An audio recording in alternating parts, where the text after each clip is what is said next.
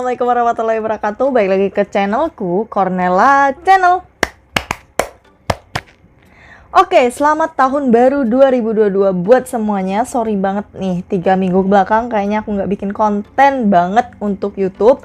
Tapi aku tetap rutin bikin konten untuk di TikTok sama di Instagram. Jadi buat teman-teman yang belum follow TikTok dan Instagramku, boleh follow ya, ini akunnya. Nah, jadi kali ini aku tuh mau sharing tentang gimana sih cara ngatur keuangan untuk mahasiswa.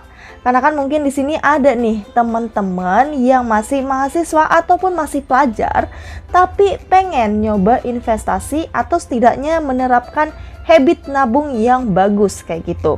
Nah, karena sebelumnya kan aku udah pernah bahas nih atau share cara aku pribadi bagi incomeku untuk pengeluaranku 1 bulan.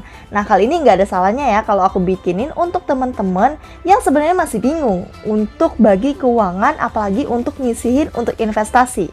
Jadi buat kamu yang masih mahasiswa ataupun mahasiswi atau yang masih pelajar tapi pengen nyoba investasi, jangan skip ya, tonton sampai akhir.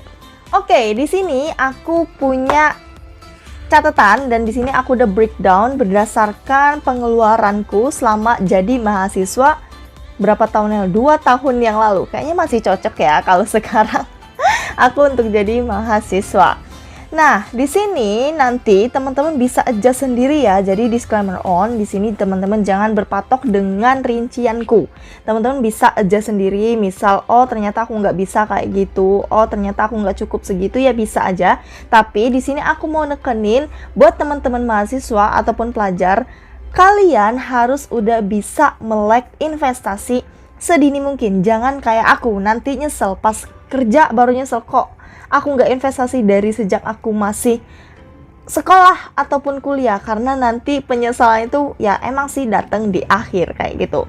Nah, oke, kita mulai.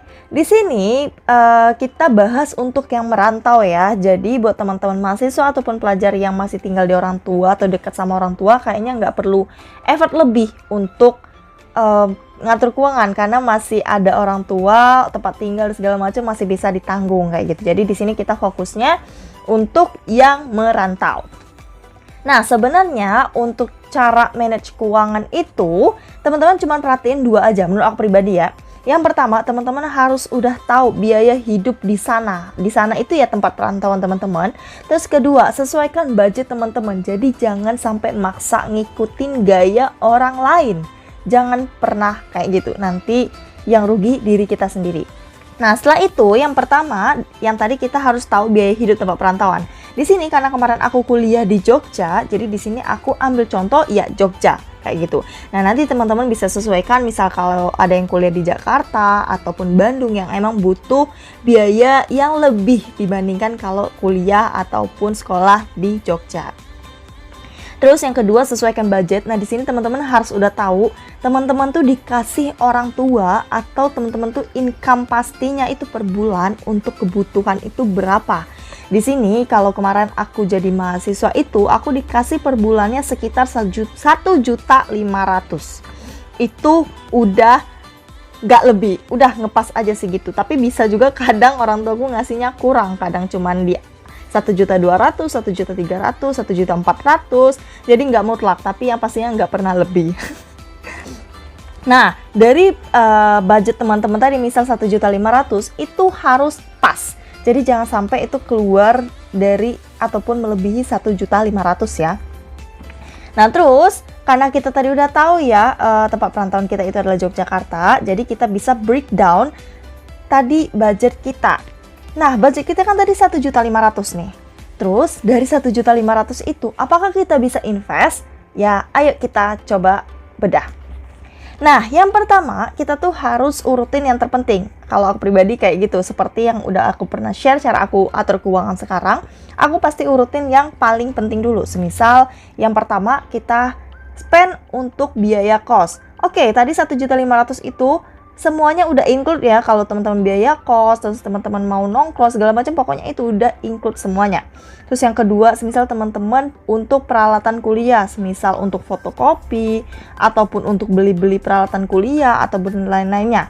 Terus yang ketiga, biaya hidup. Nah, di sini biaya hidup itu ada lagi. ada untuk makan, ada untuk bensin yang punya motor. Kalau aku kemarin pas kuliah, aku nggak punya motor, aku cuma nebeng.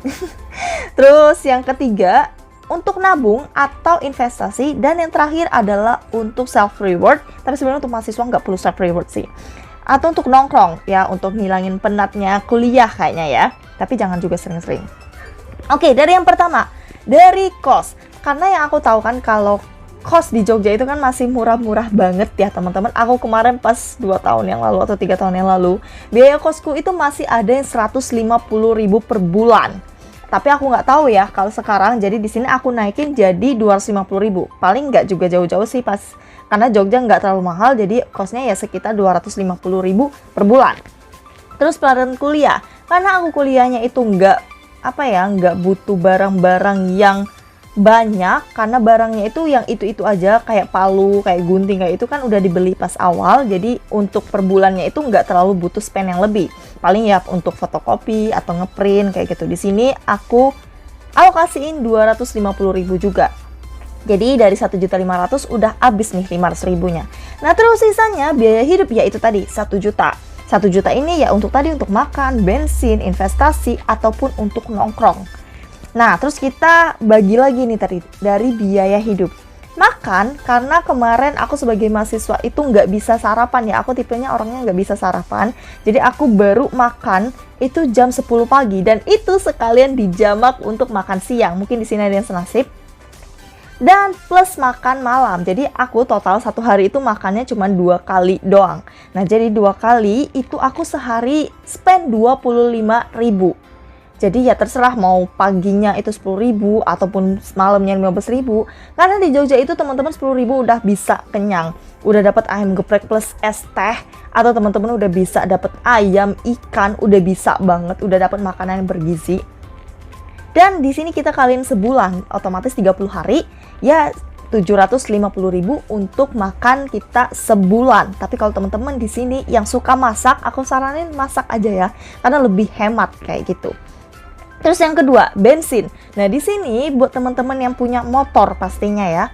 Tapi kalau buat teman-teman yang nggak punya motor, ini bisa dialokasiin setengahnya untuk gantian isiin bensin temen kita nebeng. Kayak aku kemarin. Tapi aku lupa, aku isiin temanku bensin nggak ya? Oke, di sini karena mungkin teman-teman kuliahnya mungkin juga jauh dari kos, terus mungkin butuh pergi sekali ke tempat yang jauh untuk ngeprint segala macam. Di sini aku alokasiin 50.000 untuk bensin 1 bulan. Kayaknya cukup lah ya, karena sekali ngisi 10.000 itu bisa seminggu, atau full itu bisa seminggu kayak gitu. Terus yang ketiga, untuk investasi atau nabung. Sebenarnya kalau aku pribadi, kalau aku dari dulu udah mulai investasi, aku akan saranin teman-teman jangan nabung di ATM. Karena kalau kita sebagai mahasiswa, kita tuh masih punya 1 ATM. Bukan kayak aku sekarang yang udah kerja punya 2 ATM. Karena itu satunya dari pabrik langsung. Nah, jadi daripada teman-teman nabung di ATM, aku saranin untuk nabung atau investasi langsung di produk keuangan kayak reksadana. Nah, di sini aku alokasiin 100.000. 100.000 ini teman-teman bisa mulai nabung di reksadana. Sekarang tuh udah, bahkan teman-teman bisa mulai investasi 10.000. Kayak RDPU, reksadana pasar uang, itu mulai dari 10.000 teman-teman udah bisa mulai investasi. Jadi nggak ada alasan teman-teman nggak bisa nabung. Terus yang terakhir adalah untuk nongkrong, karena mungkin kan sekali teman-teman ngajak nih, ayo kita bikin tugas di A, di B, di cafe A, cafe C gitu kan. Di sini aku alokasiin juga cuma 100.000. Jadi kalau kita totalin tadi untuk biaya hidup, makan 750.000, bensin 50.000, investasi 100.000, dan juga nongkrong 100.000, jadi totalnya 1 juta. Oke, udah selesai ya.